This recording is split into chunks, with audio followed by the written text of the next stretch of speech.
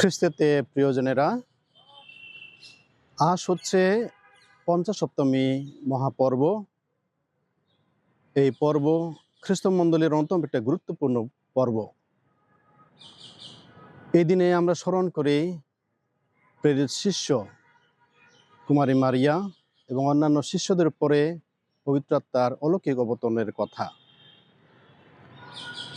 পুনরুত্থিত প্রভু যীশু খ্রিস্ট তার স্বর্গারোহণের আগে তার শিষ্যদের জন্য একটি প্রতিশ্রুতি দিয়েছিলেন যে তিনি তাদের উপরে একজন সহায়ক আত্মা পাঠাবেন, যে সহায়ক আত্মা তাদেরকে পরিচালনা করবেন, যে সহায়ক আত্মা তাদেরকে শক্তি দিবেন, যে সহায়ক আত্মা তার নামের সাক্ষী হওয়ার জন্য তাদেরকে প্রস্তুত করে তুলবেন, যে সহায়ক আত্মা তাদেরকে দীক্ষাস্নাত করবেন। তার স্বর্গারোহণের ঠিক 10 দিন পরে এই পঞ্চসপ্তমীর দিনে পবিত্র আত্মা অলৌকিকভাবে অগ্নিজিহ্বার আকারে তার প্রেরিত শিষ্য কুমারী মারিয়া এবং অন্যান্য আরও অনেকের উপরে নেমে এসেছিলেন। সঙ্গে সঙ্গে আমরা দেখি তাদের উপর একটা বিরাট পরিবর্তন। তারা নানান ভাষায় কথা বলা শুরু করলো।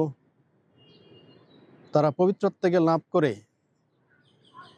তাদের সমস্ত ভয় দূর হয়ে গেল। তারা নির্ভীকভাবে যিশুর নামে সাক্ষ্য দান শুরু করলো। আর সেদিনে দেখা গেল 3000-এর মতো মানুষ যিশুর নামে দীক্ষাস্নান গ্রহণ করলো। এজন্য বলা হয় এই পঞ্চসপ্তমী দিন হচ্ছে খ্রিস্টমণ্ডলীর জন্মদিন, খ্রিস্টমণ্ডলীর শুভযাত্রার দিন।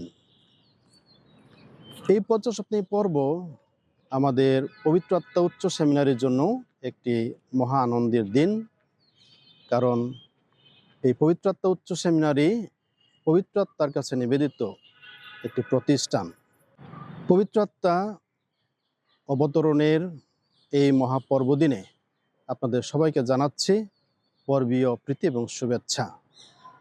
পবিত্র আত্মা তার সপ্তদান এবং 12টি ফল দ্বারা আপনাদের সবাইকে পরিচালিত করুন, আপনাদেরকে শক্তি দিন, যিশুর নামে সাক্ষ্য দান করার জন্য আপনাদের সবাইকে অনুপ্রাণিত করেন।